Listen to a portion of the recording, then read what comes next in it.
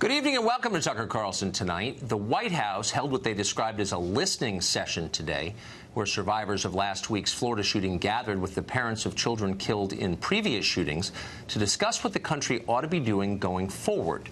Here's some of what was said. We must create a culture of connectedness. We must create a culture in which our classmates become our friends. Every single one of these school shootings have been from young men who are disconnected. One school shooting, and we should have fixed it. And I'm pissed, because my daughter I'm not going to see again. I want to feel safe at school. You know, senior year and junior year, they were big years for me when I turned my academics around, started connecting with teachers, and I started actually enjoying school. And now, I don't know how I'm ever going to step foot on that place again. A teacher would have a concealed gun on them. They'd go for special training, and they would be there, and you would no longer have a gun-free zone. Gun-free zone to a maniac, because they're all cowards. A gun-free zone is let's go in and let's attack, because bullets aren't coming back at us. You feel for those kids and their families. It seems likely as a political matter that some form of gun control may be coming. The White House has signaled support for stricter background checks and a federal ban on bump stocks. But that's not even close to what many on the left are demanding. You saw some of those demands today at widely televised gun control rallies in Florida. Some of those in attendance were kids from Stoneham Douglas High School in Parkland, and that should not be surprising. It's understandable. People become political activists all the time in response to tragedies. That's their right. Nobody ought to attack them for it. We're certainly not attacking them. We never would. We assume they have the best motives. Most of us have the best motives. Almost everybody's against school shootings. The question is, what do you do about them?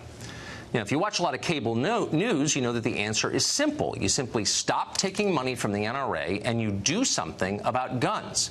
Not anything specific, just something. But first, you have to defeat the evil conservatives who love school massacres. Once you do that, the violence will go away like magic. That's what the demagogues on the other channels are telling you. They use the traumatized children of Parkland as a human shield. Ask them what they're calling for. Ask them to describe these policies that will supposedly fix everything. And these childless news anchors screech that you're attacking the children. It's funny, every January, thousands of other children come to Washington for the March on Life. Like the kids from Parkland, they're against killing. Some of them have had abortions. A few of them have survived abortions. Do the media hold these kids up as the last word on the subject? Do they attack anyone who questions them? Please. A lot of news outlets don't even bother to cover that march at all. All kids at any march, just like all Americans, have a right to talk and to do so in public, to give their opinions anywhere, including on television. Unlike many on the left, we support that right unequivocally in every case. But the rest of us also have a right to add our voices to the conversation. We have an obligation to do that because we all have a stake in this country's laws. And the truth is, this is a remarkably complicated subject. That's why we haven't fixed it yet. Any answer has to balance our need for safety with the respect for the civil rights of individuals and an acknowledgement that this is a constitutional republic. It's not the set of Morning Joe. For example, pretty much everybody agrees that people with mental illness should not have firearms. That sounds simple, okay. But what do you do then with the more than 400,000 Iraq and Afghanistan vets who have received a diagnosis of PTSD? That's a mental disorder. Should they lose their rights to gun ownership because they were injured by war? All of a sudden, it's not so simple. Or how about domestic abusers? Nobody thinks they should have guns. We don't, obviously. But what if they haven't been convicted of anything yet? Can you strip rights from somebody who is legally innocent? And if you can take their gun rights away, how about their voting rights or their free speech rights? We're not sure of the answers to those, but we're positive they are real questions that need to be debated and considered by smart people sincerely trying to make the country better. The media screechers are not helping. They're telling us it's a simple fix as long as you care enough. That's a lie, and they're using children to tell that lie. Spare us. We're for the children. We're not for you. Congressman Jim Himes is a Democrat who represents Connecticut, and he joins us tonight. And Congressman, unlike a lot of people, you've been specific about what you want, and I admire that. You were on CNN on Monday, and you said, and I'm quoting now, we want to be no different from Canada or Australia or Great Britain.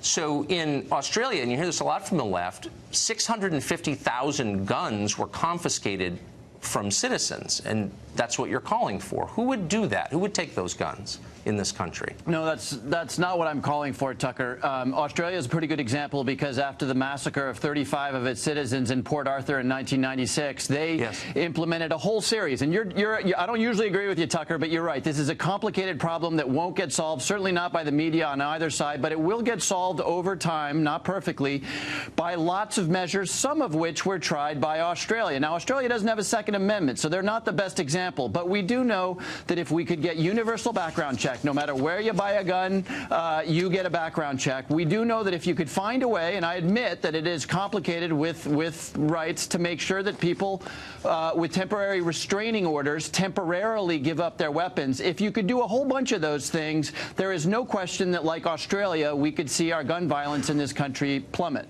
Well, there is a question about that. I mean, we don't actually know. And we had the assault weapons ban of 1994, and it seemed like it would reduce killings, and it didn't. We know that conclusively. So you're never quite sure what the effect is, but you twice pointed to Australia as a model for gun policy here. So what specifically about Australia? Again, a country that confiscated its citizens' guns by the hundreds of thousands. What specifically did they do that we should do? Yeah, you can keep using the word confiscation. Well, they did. That's a fact. That is not what I was fact. calling for.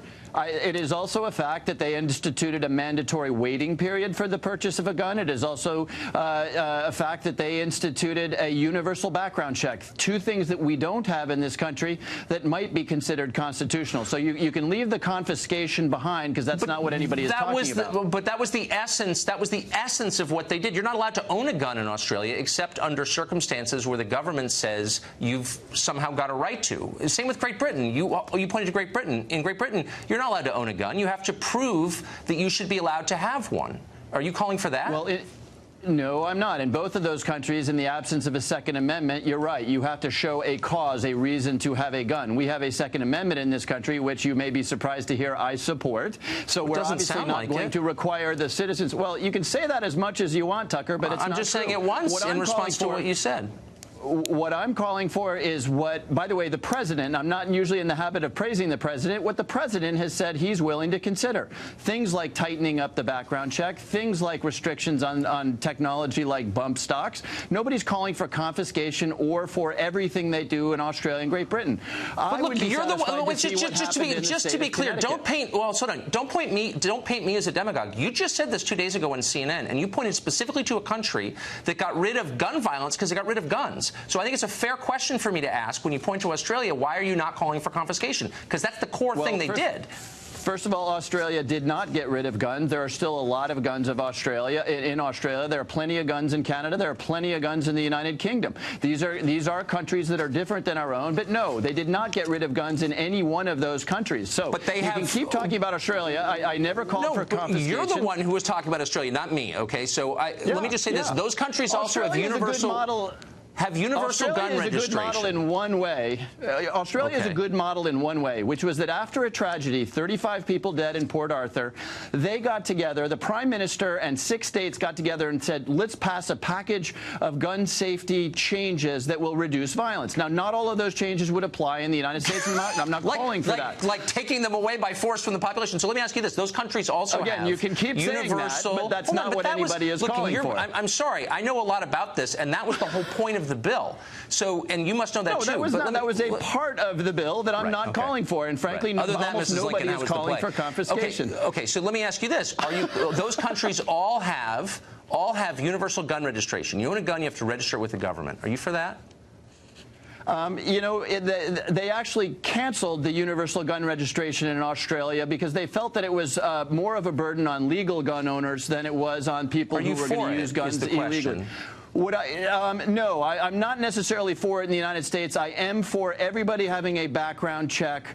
I am for people with temporary restraining orders temporarily giving up their guns. I am for a limit on the size of the magazine that you can use. Things that we've done here in the state of Connecticut, which have been constitutional and have not resulted in people's Second Amendment rights being violated in Connecticut. I was wondering this today. So you work up on Capitol Hill surrounded by armed guards. Do you think they have too many guns, and do you believe that their magazines hold too many rounds? And if not, why not? Tucker, nice try. You're not going to get me to say No, it's a sincere question. They protect you. You feel safe with a lot of people with high-capacity magazines, but I'm not allowed to have them in my house to protect my family. Because why? Explain it slowly so I can understand. Okay, all right, let's explain that. That's an absurd argument, but let me agree with you that I would be perfectly happy with the general public having the same firearms that the Capitol Police have if the general public were, like Capitol Police, required to undergo a criminal check, required to recertify themselves every single year for the use of those firearms, and personally accountable and professionally accountable for how they're used. So if you're willing to put all of those restrictions on the general public's right to own firearms, which is what the Capitol Police have, which is what Marines have, otherwise. Let me just ask you finally one last question. So because some of us are confused by the details here, you endorsed the most recent iteration of the assault weapons ban. And in that, and I've asked this question of a lot of lawmakers, I'll be interested to see your response. In that, it would ban rifles that have something called a barrel shroud. Those would be illegal. Yeah. What is a barrel shroud, and why would you ban it? So a barrel shroud, as you probably know, because you've talked to your other guests about it, is a covering on the barrel of a gun that allows you to hold that gun when the barrel has overheated because of multiple rounds being fired. That's correct. Now, that's right. Right. Okay. So we agree on that. Now, I'm not all that worked up over barrel shrouds, and I'm not even interested really in going the route of saying that an assault weapon ban will solve our problems. I happen to support a ban on technology that allows you to squeeze off 20 or 30 rounds in a minute or two. Now, I understand that the definition of an assault weapon is tough. But then why did you support the bill that would have banned that and pistol grips and folding stocks and bayonet lugs and all these things that are irrelevant? It makes you seem not serious if you support something like that.